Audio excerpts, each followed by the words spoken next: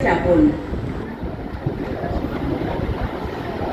আমি কবিতার সাথে মিতালি করতে গিয়ে বিরহের হাত ছুঁয়েছি কতবার।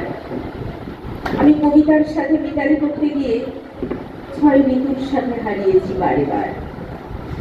আমি কবিতার সাথে মিতালি করতে হেরেছি, ভেঙেছি, মরেছি, অবশেষে জিতেছি। সেখানে বুক ভাঙা আনন্দ পেয়েছি। সে আনন্দ অন্যকে বিরামহীন খুশির জাগুন দেয় যে সেই ছোটবেলায় বাবার কাছে শোনা যেতে নাহি দিব আজও মনে বিরামহীন যন্ত্রণা দেয়।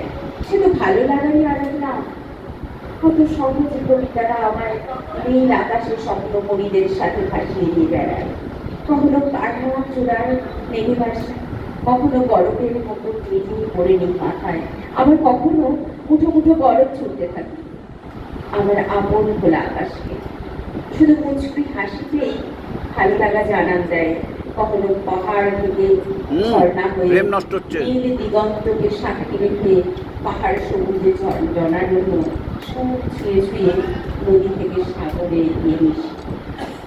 একলা নিঃসঙ্গ জীবন, একলা নেই আর। যাবো না আমার কবিতার সাথে গলাগলি হয়ে। নমস্কার। সম্মাননীয় কাকুলি রায়।